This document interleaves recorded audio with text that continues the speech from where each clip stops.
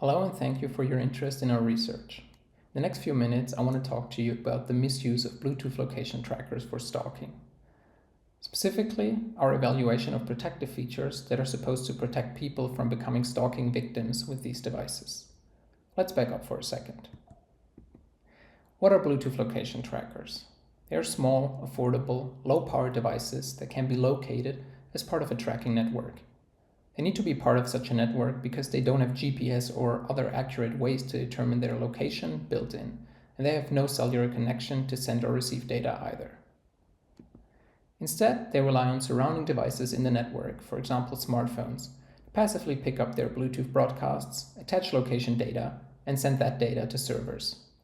All of this allows the trackers to be located precisely and in near real time as long as there are enough devices from the same network nearby.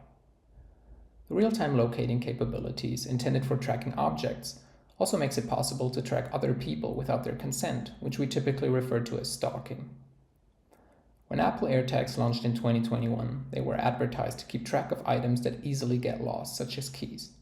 But it didn't take long for stories about misuse for stalking to emerge online, and they haven't stopped since. Apple responded to these stories by improving on its suite of protective features that I will refer to as anti-stalking features going forward. These features are comprised of the following three. First, a sound that is played by the AirTag itself after it has been separated from its owner device for some time and was moved. A built-in accelerometer will detect the movement and play a sound to grab the attention of whoever is nearby and can hear it. Second, when an AirTag has been separated from its owner for a while, it will enter a sort of lost mode, change its broadcasting behavior, and surrounded supported devices, which includes most modern smartphones running iOS and Android, will send a notification if that AirTag has been following them for a while. When someone receives this notification, it is likely the first time potential victims become aware of a nearby tracker. Third, after identifying that a foreign AirTag is moving with you, it might still be hard to find because the devices are small and can be well hidden. For example, somewhere in a car or purse. For that purpose, there are two features to locate an AirTag. Sound can be played manually to help locate the AirTag by ear and listening for it.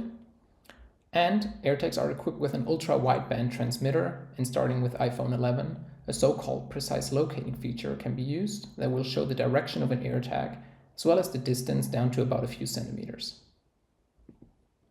Together, these features are supposed to help prevent misuse of AirTags for stalking and other nefarious purposes. While the initial media attention on the problem of AirTag-facilitated stalking quickly died down, we kept hearing anecdotes about the issue, so we wanted to investigate it and find out how well these features actually work to protect potential victims. We asked three research questions that guided our evaluation of the available anti-stalking features. We tested how reliable unwanted tracking notifications get delivered on both iOS and Android by giving 50 participants, 25 with an iPhone and 25 with an Android phone, an AirTag that we could not access the location of. Each participant carried their personal compatible smartphone and our AirTag for up to 2 days. At the end, they reported back whether they received the notification, and if yes, when they received it. Using this data, as well as some additional data points about the hardware and software of each participant's smartphone, we could report the reliability of the tracking notifications. To answer the second research question, we wanted to evaluate users' understanding and reaction to receiving a tracking notification in an ecologically valid setting. This means they could not be aware of carrying a tracker or an upcoming warning. Therefore, we decided to perform a deception study where participants were recruited under a false pretense and told they are carrying an activity monitor, which was an AirTag in disguise.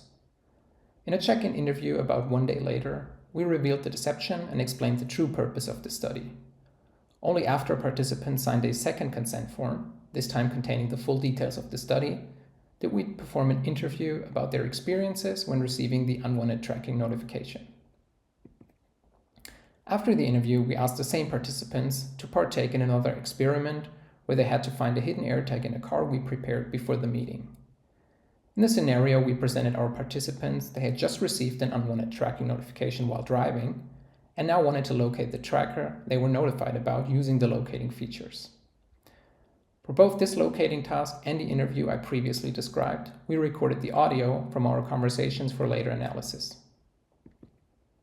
For the first research question, we performed a statistical data analysis to determine how often alerts were triggered, how long it took, and we compared data points from participants with iPhone and Android phones to see if there's a difference between the two. For the second and third research questions, we performed a thematic analysis, including 3 authors to identify the main themes in our collected data. In our experiment testing the reliability of unwanted tracking notifications, we found that the notifications got delivered on all iPhones of our participants, but only 56% of the Android devices. This means that the implementation of the alerts on Android is much less reliable with a high statistical significance. Both the mean and median durations were higher on Android devices compared to iOS. We could not identify any trends in hardware that could explain this, which is why we hypothesized the issue to occur from differing software implementations between the platforms. These results suggest that Android users cannot rely on receiving an alert about potential stalking events.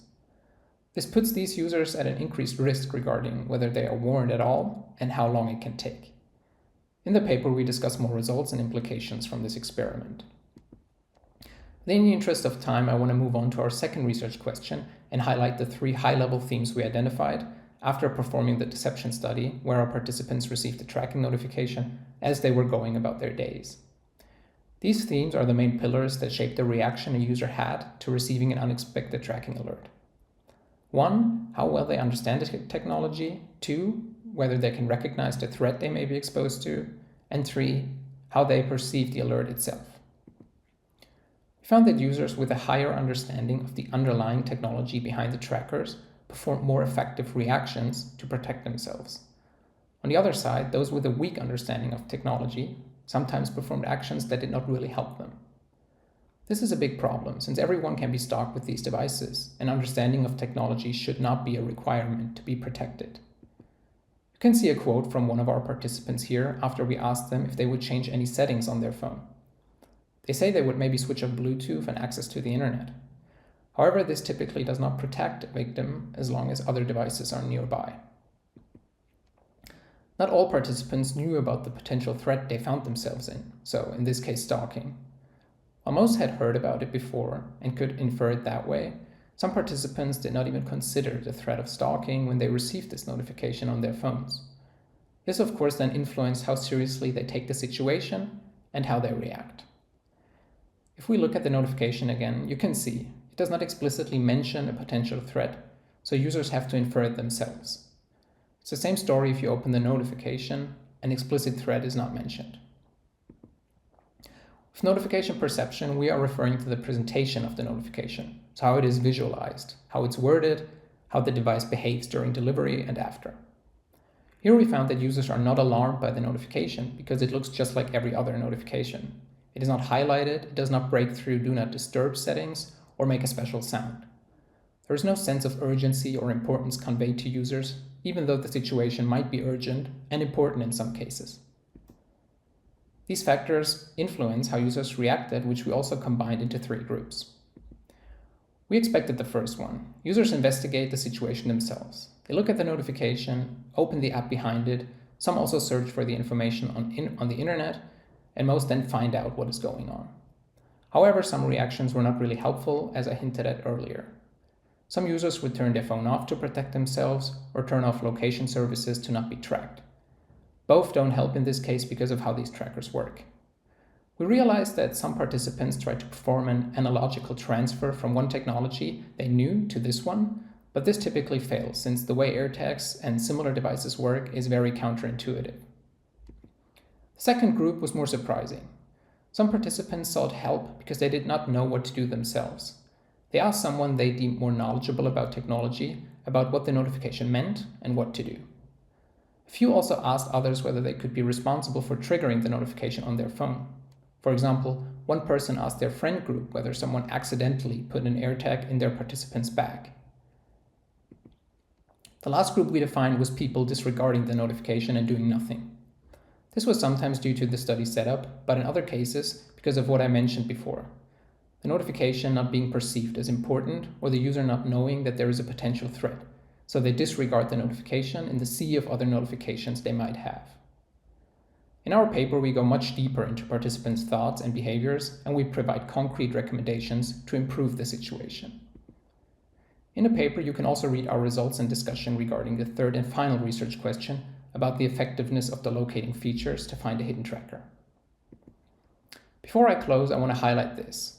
With Apple's Find My network opened up for third-party devices, the rollout of Google's Find My device network and the accompanying trackers in various shapes, sizes, and price points, the threat of misuse of these Bluetooth location trackers is only increasing as more of them hit the market and adoption increases. We hope that manufacturers implement our recommendations and devote resources to improve the situation before it gets worse. While stalking as a whole is not new, this technology makes it more accessible and easier, and I believe that we have a responsibility to avoid doing harm with the technology we create. With this, I want to thank you for listening. Please have a look at our paper, and if you have any questions, please feel free to contact me or one of my co-authors. Thank you.